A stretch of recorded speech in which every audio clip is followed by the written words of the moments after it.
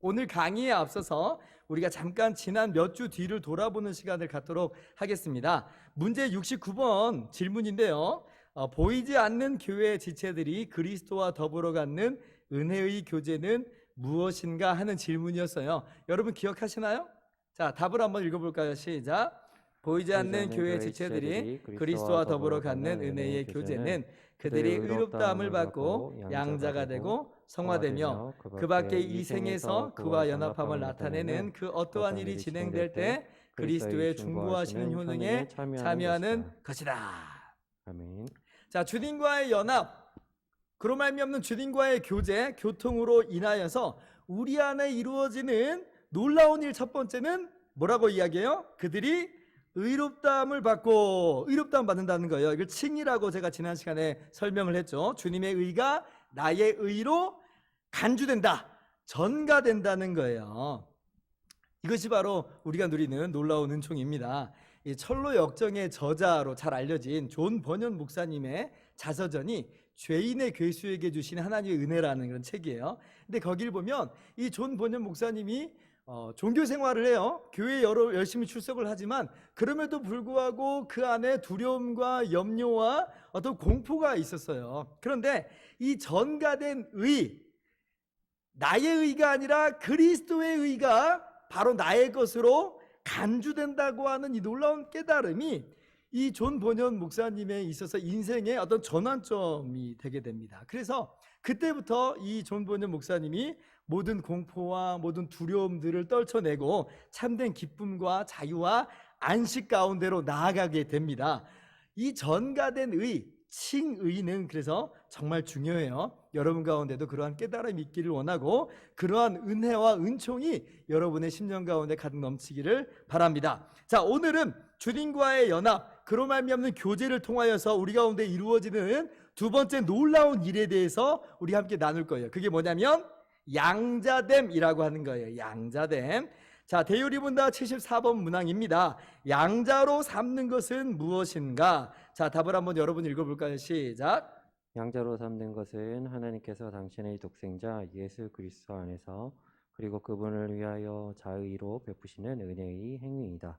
양자로 삼으심으로 의롭다함을 받은 모든 사람들을 하나님께서는 당신의 자녀로 받아들이시며 당신의 이름을 그들에게 붙여주시고 아들의 영을 그들에게 주신다. 하나님께서는 그들을 아버지와 같이 돌보시고 다스리시며 하나님의 아들들이 누리는 모든 자유와 특권을 허락하신다. 모든 약속을 이어받을 상속자요 그리스도와 더불어 영광을 함께 나누는 상속자로 삼으신다. 이게 이제 양자됨이라고 하는 그런 내용을 우리 대우리 문답이 설명하면서 성경적인 개념을 가르치고 있습니다. 자, 그런데 우리가 양자라는 개념을 분명히 할 필요가 있어요. 양자라는 뜻이 무슨 뜻이죠? 그렇죠. 입양에 의해서 자녀의 자격을 얻은 사람이에요. 원래는 자녀가 아닌데 입양되어서 자녀가 된 것입니다.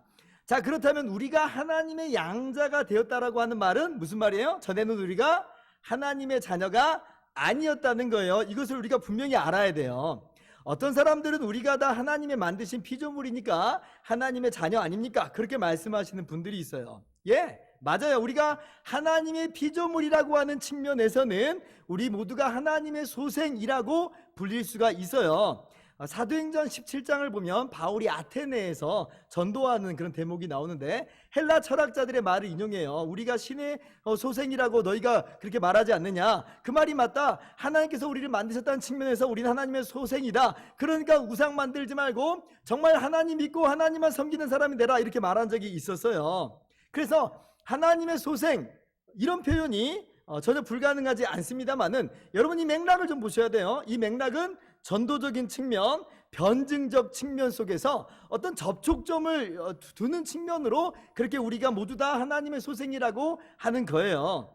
자, 그런 측면에서 하나님의 소생이라 하는 것이 전혀 불가능하지는 않지만 본질적으로 우리가 타락한 이유로는 우리는 하나님의 자녀가 아니라고 하는 것을 우리는 분명하게 알아야 된다는 거예요. 우리가 하나님의 피조물로서 하나님의 소생이라 불릴 수는 있지만 이제는 우리가 법적으로나 신분으로나 상속자의 지위로 볼 때 우리는 전혀 하나님의 자녀가 아니라는 겁니다. 도리어 우리는 하나님의 심판과 진노의 대상이 되었다라고 성경이 분명하게 이야기를 해요. 에베소서 2장 3절을 보면 전에는 우리도 다 그 가운데서 우리 육체의 욕심을 따라 지내며 육체와 마음에 원하는 것을 하여 다른 이들과 같이 뭐라고요?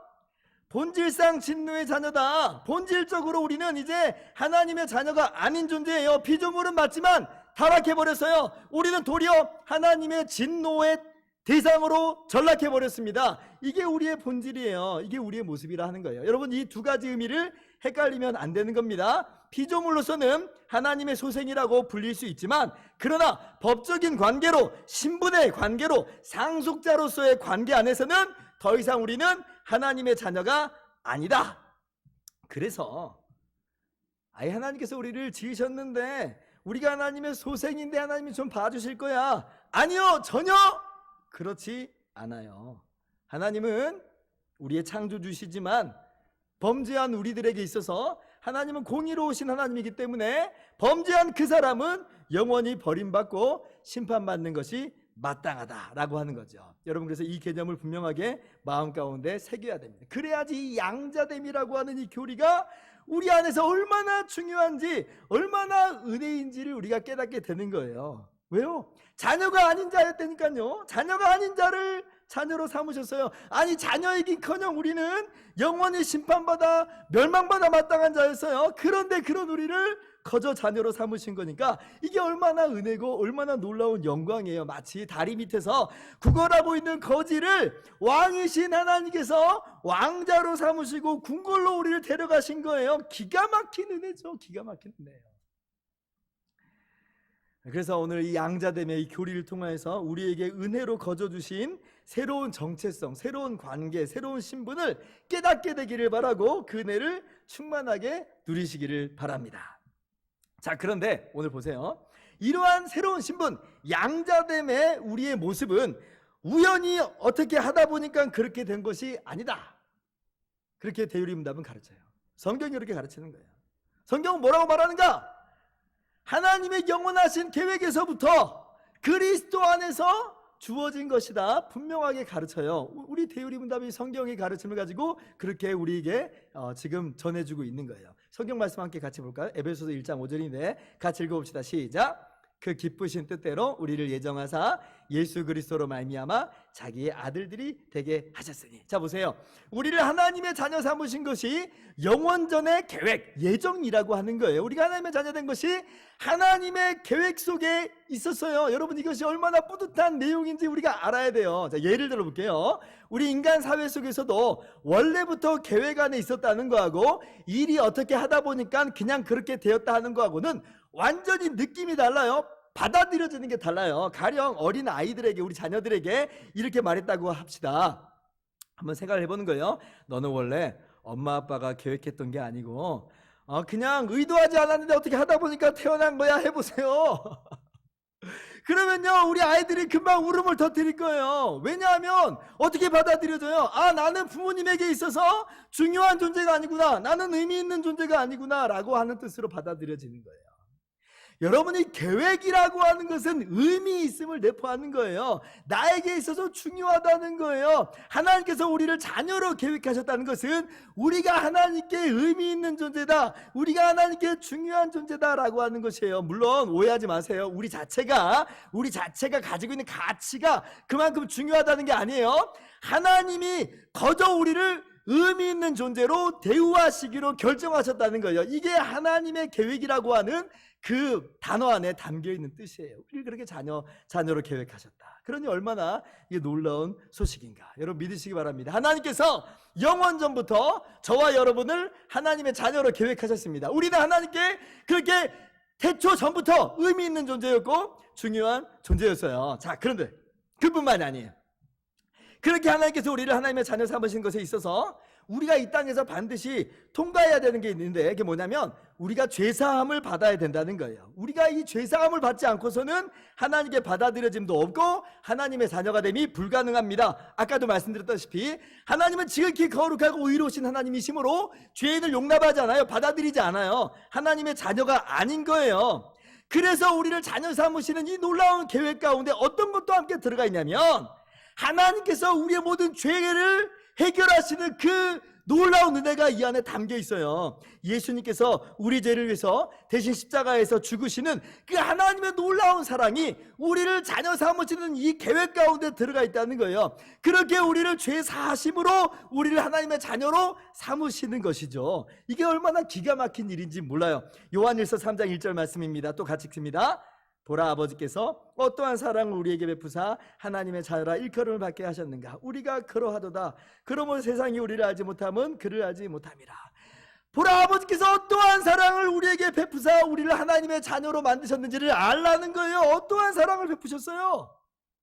하나님이신 그분이, 성자 하나님께서 친히 이 땅에 오시고 우리를 위해서 대신 물과 피를 다 쏟으시면서 우리를 위해서 대신 십자가에서 죽으시기까지 우리에게 사랑하신 거예요. 그렇게 우리의 모든 죄를 용서하신 거예요. 그런 말미암아 우리가 하나님의 자녀가 된 거예요. 하나님께서 우리를 자녀 삼기 위해서 치르신 그 엄청난 수고와 대가를 여러분 우리가 발견할 수 있어야 됩니다.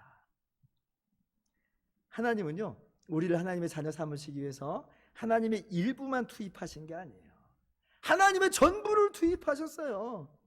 우리가 그냥 똑딱하고 하나님의 자녀가 된 게 아니라 하나님이신 예수님께서 그의 모든 생명을 쏟아 놓으시면서 그렇게 우리를 하나님의 자녀 삼으셨다. 여러분, 엄마들이 10달 동안 정말 배가 볼록해져가지고 아이를 품어요.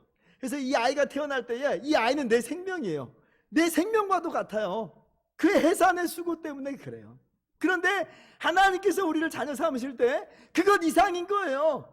예수 그리스도의 생명으로 우리를 해산하셨어요. 우리를 해산하셨어요.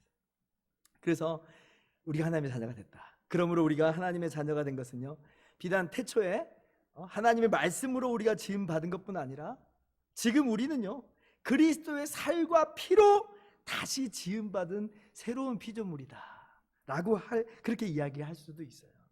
마치 아담이 하와에게 내 뼈 중에 뼈요 내 살 중에 살이라 노래한 것처럼 하나님의 자녀인 우리를 향해서 우리 주님께서 너는 내 뼈 중에 뼈고 내 살 중에 살이다 그렇게 말씀하신 거예요. 정말 기가 막힌 은혜죠. 예수 그리스도의 그 십자가라고 하는 그 놀라운 사랑으로 우리를 하나님의 자녀 삼으셨다. 왜 하나님이 우리를 이렇게 대우하시는가? 왜 이렇게 하나님께서 우리를 자녀 삼으셨는가? 우리가 뭐 이쁜 구석이 있어서 뭐 그런가? 우리 어떤 자격이나 조건이나 행위나 어떤 공로가 있어서 그런가? 아니라고 그랬죠. 오직 하나님은 그 기쁘신 뜻대로 우리를 그리스도 예수 안에서 예정하셨다. 하나님의 뜻이에요. 그것이 하나님의 기쁨이라는 거예요. 그래서 이것을 우리는 은혜라고 하는 겁니다. 자격 없는 자에게 거저주시는 하나님의 호의다. 그러므로 우리의 양자됨은 그 계획에서부터 그리고 그 실행에 이르기까지 전부 다 하나님의 은혜예요. 우리는 은혜로 거저 하나님의 자녀가 되었습니다. 믿으시죠? 아멘이야, 아멘. 자, 그렇다면 이 땅에서 어떤 사람들이 하나님의 자녀가 될 수 있습니까? 자, 요한복음 1장 12절이에요. 자, 같이 읽습니다. 시작. 영접하는 자, 곧 그 이름을 믿는 자들에게는 하나님의 자녀가 되는 권세를 주셨으니. 다른 건 요구하시지 않죠? 어떤 사람들이 하나님의 자녀가 돼요? 그렇죠. 오직 예수 그리스도를 믿는 자가 하나님의 자녀가 되는 거예요. 이걸 정확하게 좀 풀어보면 우리가 예수님을 믿음으로 우리가 그리스도와 연합하게 돼요. 연합함으로 말미암아 우리가 의롭다함을 얻게 되는 것이고 그리고 하나님의 자녀가 되는 거예요. 자, 그런데 우리가 칭의에 대해서 함께 이야기 나눌 때도 말씀드렸는데 이 믿음조차도 우리에게서 난 것이 아니고 하나님의 선물이라고 그랬죠. 기억나시죠? 성령께서 말씀을 통해서 우리 안에 일으키시는 것이다. 즉 성령께서 말씀을 통해 믿음을 일으키심으로 우리가 예수님을 믿는 거예요. 그렇게 주님과 연합하게 하세요. 그 연합으로 우리가 의롭다함을 얻게 되고 하나님의 자녀가 되는 것이다 라고 하는 것을 여러분이 아시면 되겠습니다. 자, 그렇다면 그렇게 우리가 예수 그리스도를 믿어 하나님의 자녀가 되는데 그런 우리들에게 어떠한 은총이 주어지는가, 어떠한 복이 주어지는가, 우리 대열이 문답은 4가지로 설명을 합니다. 첫째로 우리는 하나님의 영광스러운 이름이 우리에게 주어지게 됩니다. 고린도후서 6장 18절 말씀이에요. 같이 읽어봅시다. 시작. 너희에게 아버지가 되고 너희는 내게 자녀가 되리라. 전능하신 주의 말씀이니라. 우리에게 하나님의 이름이 주어져요. 무슨 얘기냐면 옛날 사극 같은 데서 보면 네 집 자식이냐 이렇게 물어요. 그러면 저는 아무개의 아들 최양락입니다. 그래요. 이게 무슨 말이냐면 지금 나 자신뿐 아니라 내 뒤에 배경으로 있는 아버지를 깔고 있는 거예요. 아버지의 아들이라고 하는 명칭 속에서는 아버지의 권세와 아버지의 명예가 함께 드러나는 거예요. 그래서 우리가 하나님의 아들이라고 하는 것은 하나님이라고 하는 그 이름이 우리 가운데 덧붙여졌다라고 할 수 있어요. 그러니 하나님의 이름이 우리 가운데 덧붙여져서 우리가 하나님의 아들이 됐는데 누가 우리를 감히 해할 수 있겠어요? 제 아무리 사단이 아무리 힘이 세다고 해도 우리에겐 아버지라고 하는 그 이름이 붙어 있잖아요. 만왕의 왕이시오 만주의 주가 되신 하나님이 우리 아버지가 되시고 나는 그분의 아들인데 어떻게 사단이 마귀가 우리를 해할 수 있어요? 전혀 해할 수가 없습니다. 여러분 이거 믿으셔야 돼요. 우리 자신의 권능이 대단해서가 아니라 우리에게 붙여진 하나님의 영광스러운 이름 때문에 그래요. 여러분 한번 해보는 거예요. 나는 하나님의 아들 최양락이다. 저만 하지 말고 여러분 입술 속에서 여러분 마음에서부터 외치는 거예요. 나는 하나님의 아들 누구누구누구다. 여러분 이렇게 끊임없이 되뇌이면서 여러분 마음 가운데 깊이 새기시기를 바랍니다. 그럴 때 여러분 안에서 삶 가운데서 평강이 있고 능력이 나타나게 될 것이에요. 동시에 아버지의 권세가 드러나는 것과 동시에 아버지의 명예도 드러나죠.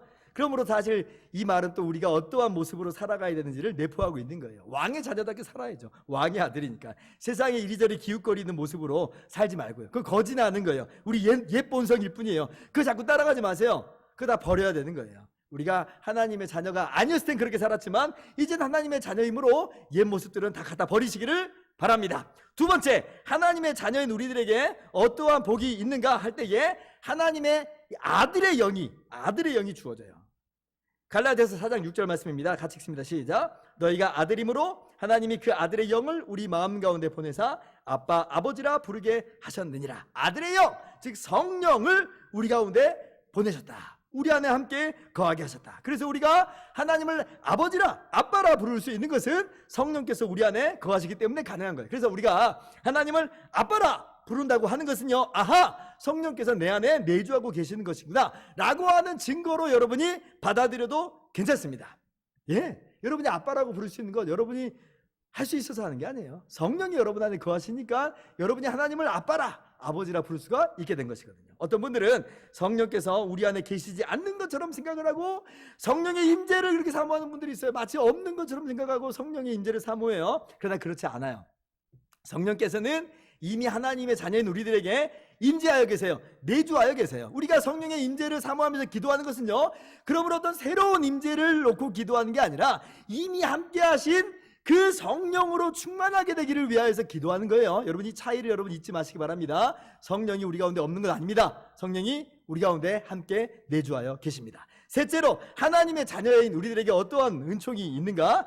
우리에게 돌보심이 주어져요. 시편 103편 13절 말씀, 아버지가 아들을 긍휼히 자식을 긍휼히 여긴같이 여호와께서는 자기를 경외하는 자를 긍휼히 여기시나니. 잠언 14장 26절이요, 여호와를 경외하는 자에게는 견고한 의뢰가 있나니 그 자녀들에게 피난처가 있으리라. 6장 32절 마태복음 시작. 이는 다 이방인들이 구하는 것이라 너희 하늘 아버지께서 이 모든 것이 너희에게 있어야 할 줄을 아시느니라. 하나님께서 자녀인 우리들을 돌보시는 거예요. 우리가요, 우리 자녀를 볼 때도 그냥 마음이 짠하죠. 짠할 때가 있죠. 특히 자고 있는 모습 보면 괜히 마음이 그냥 짠해요. 그게 뭐냐면 하나님의 마음을 좀 알게 하시는 한 조각 단편과도 같아요. 그때 깨닫는 거예요. 아, 이것이 아버지가 되시는 하나님의 마음이겠구나 라고 우리가 생각해 볼 수 있는 거예요. 자, 그런데 부모로서 우리는 한계가 있어요. 지혜도 없고 능력도 없어요. 그래서 그냥 더 짠한 거예요. 마음만 짠한 거예요. 그러나 전능하신 하나님, 모든 지혜 하나님께서 하나님께는 무슨 막힐 것이 있겠어요? 그러므로 주님은 그냥 짠하고 끝나지 않아요. 주님은 그러므로 도우시는 분이다라고 하는 거예요. 돌보시는 분이라는 거예요. 여러분 믿으세요. 아버지 되신 하나님께서 우리를 불쌍히 여기십니다. 아버지 되신 하나님께서 우리를 돌보시고 보호하시고 피난처가 되어주세요. 아버지가 되신 하나님은 우리의 모든 필요를 다 아시고 우리가 기도할 때 응답하여 주십니다. 그러므로 우리가 이 시간에 하나님 아버지 이렇게만 부르기만 하면요, 그 기도는 이미 끝난 거나 다름이 없어요. 우리는 지금 옆집 아저씨에게 요청하러 간 게 아니에요. 아버지에게로 달려나온 거예요. 그러니 우리의 좋으신 아버지, 우리를 핏값 주고 사신 아버지는 우리의 기도를 들으시고 응답하세요. 우리를 돌보시고 지켜주시고 보호하세요. 얼마나 놀라운 일인지 몰라요. 이것이 우리가 이 땅에서 누리는 특권이에요. 자, 넷째로, 자, 하나님의 자녀인 우리들에게 또 어떠한 복이 있는가 할 때에 우리에게 장차 영원한 기업을 상속시켜 주십니다. 로마서 8장 17절 18절 말씀 교독합니다. 자녀이면 또한 상속자 곧 하나님의 상속자여 그리스도와 함께한 상속자니 우리가 그와 함께 영광을 받기 위하여 고난도 함께 받아야 할 것이니라. 18절 같이요. 생각하건대 현재의 고난은 장차 우리에게 나타날 영광과 비교할 수 없도다. 우리에게 찬란한 미래가, 찬란한 영광이 지금 예비되어 있어요. 영원한 하나님 나라가 우리 가운데 지금 준비되어 있다, 예비되어 있다라고 하는 거예요. 상속자라고 하는 이 말의 뜻을 우리가 이 뜻이 담고 있는 엄청난 내용을 한번 생각을 해볼 필요가 있어요. 이게 무슨 뜻인가? 우리가 하나님의 상속자다. 이 말은 우리를, 잘 들으세요, 하나님 수준으로 격상시켜주는 그런 내용을 담고 있어요. 우리가 무슨 하나님이 된다는 말 아닙니다. 하나님께서 그렇게 우리를 대우해 주신다는 거예요. 여러분, 상속이라는 게 뭐예요? 내 거는 다 네 거야 이 말이잖아요. 내 거는 다 네 거야. 이거 얼마나 놀라운 얘기야. 하나님께 속한 전부를 우리 것으로 주신다는 거예요. 우리가 무슨 하나님의 고유하신 성품, 자존하시고 영원하시고 불변하신 뭐 그렇게 된다는 얘기가 아니라 하나님의 것을 다 우리의 것으로 주시는 것으로, 누리게 하시는 것으로, 우리를 마치 하나님과 같은 그러한 존재로 대우하여 주시는, 이게 바로 상속자라고 하는 그런 내용 안에 담겨 있는 뜻이에요. 여러분, 저는 이 영광을 감히 상상해 볼 수가 없어요. 이게 도대체 어떠한 내용인지 상상이 안 돼요. 사실 천국이요, 놀이동산 같은 곳만이라고 해도 저는 정말 황홀할 지경이에요. 그런데 그것은 그 이상이라는 거예요. 우리가 하나님의 상속자다. 이야, 얼마나 이게 정말 기가 막힌 영광일까 기대가 됩니다. 그리고 사모함이 돼요. 우리가 장차 누릴 영광이 바로 하나님의 상속자로서의 영광이고 하나님의 것을 다 누리는 것이라는 것 여러분 꼭 기억하셨으면 좋겠습니다. 이 놀라운 복을 우리에게 주셨다라고 하는 거예요. 이것이 바로 우리가 양자 되었다, 자녀가 아닌 자가 하나님의 자녀가 되었다라고 하는 그런 내용이에요. 여러분 하나님의 자녀입니다. 이 놀라운 은총을 여러분 믿으시기 바랍니다. 이렇게 해서 제가 이 양자됨이라고 하는 내용을 우리 대우리 문답과 함께 설명을 다 했는데, 제가 오늘 이 양자됨이라고 하는 이 개념을 준비하면서 문득 구약에서 떠오르는 한 명이 생각이 났어요. 누구냐면 무비보셋이라고 하는 한 인물이에요. 여러분 아마 아실지도 모르겠어요. 구약에 보면 다윗 왕이 나오죠. 자, 그런데 원래부터 다윗 가문이 왕이 아니었어요. 원래는 사울이라고 하는 사람이 왕이었어요. 이스라엘의 초대 왕이었죠. 그런데 사울 왕이 하나님께 범죄함으로 폐하여지고 다윗을 왕으로 세우셨습니다. 그러니까 사울이요, 살아생전에 다윗을 그렇게나 미워하고 죽이려고 들었어요. 물론 사울의 아들인 요나단은 다윗을 사랑하고 다윗을 위했지만 사울은 다윗을 그렇게 죽이려고 한 거예요. 자, 그러다가 사울과 요나단이 블레셋과의 전투에서 그냥 죽습니다. 그러니까 이제 그때 요나단의 아들이 어린 아이였는데, 무비보셋이라고 하는 아이였는데, 유모가 이 아이를 안고 급히 도망가다가 떨어뜨려가지고 무비보셋이 다리가 불구가 돼요. 두 다리가 다 불구가 됐다고 하는 것은 스스로 걸을 수 없는 그런 존재가 된 거예요. 무비보셋이 완전히 인생의 나락 가운데 빠진 거죠. 이제 더 이상 왕도 아니죠. 왕족도 아니에요. 도리어 다윗에 의해서 제거돼야 될 운명이라고 할 수 있어요. 왜요? 그 다음에 이제 다윗이 이스라엘 왕위에 오르는데 얼마나 사울 가문이 다윗을 미워하고 죽이려고 했어요. 그러니까 사울 집안 사람들이 인간적으로 본다면 다윗이 제거해야 되는 거예요. 역사적으로 새로운 왕조가 들어섰는데 전 왕조 사람들을 내버려두는 일은 없잖아요. 제거해야 되는 그런 존재에 불과한데, 그런데 다윗이 왕위에 올랐을 때 했던 일이 뭐냐면 사울의 손자인 요나단의 아들인 무비보셋을 자신의 왕궁으로 불러들이고 자신의 식탁 위에 올려서 함께 먹고 마시게 합니다. 무비보셋을 다윗의 아들 중에 하나처럼, 왕자 중에 하나처럼 대우하는 거예요. 그래서 그때부터 무비보셋이 왕궁 가운데 거하고 다윗과 함께 식사를 하는 영예 가운데 있게 되는 거예요. 얼마나 기가 막힌 은혜예요. 자기는 사울 가문 죽을 수밖에 없는 존재고 다리는 다 불구가 된 그런 비참한 존재인데 이렇게 높임 들림을 받는 그러한 인생으로 변모되게 되더라. 저는 우리의 양자됨이라고 하는 것이 마치 그와 같다 이렇게 생각을 합니다. 죄와 허물로 죽었던 우리, 본질상 진노의 자녀였던 우리, 흑암의 권세 아래 놓여 있었던 우리였는데, 그런데 예수님께서 우리를 위해서 대신 죽으심으로 우리의 모든 죄값을 다 치러주시고, 그러므로 예수님을 믿는 자마다 하나님의 자녀가 됐어요. 근데 사실 이 모든 것이 하나님의 영원하신 계획 가운데 있었다. 우리가 하나님 자녀다는 것이 하나님의 영원한 계획 가운데 있었던 것이다 라고 하는 거예요. 이게 얼마나 놀라운 사실인지, 이러한 감사와 감격이 오늘 우리 안에 가득 넘치기를 바랍니다. 우리가 삶을 살아가다 보면 답답한 일 많이 있지요. 우리 앞에 한계처럼 놓여있는 상황들도 많이 있어요. 그러나 우리가 그 상황을 능히 돌파할 수 있는 것은 뭐냐면 우리가 하나님의 자녀가 되었다는 거예요. 여러분이 하나님의 자녀라는 거예요. 하나님 결코 여러분을 홀로 내버려 두시지 않습니다. 우리 지난주에 제가 설교했던 것처럼 우리 곁에 서셔서 우리에게 힘을 주시는 하나님 아버지를 여러분 마음 가운데 깊이 새기면서 그 은혜를 누리면서 기도하며 나가는, 그렇게 우리가 담대하게 세상을 이기며 나가는 우리 모두가 되기를 주님의 이름으로 축원합니다.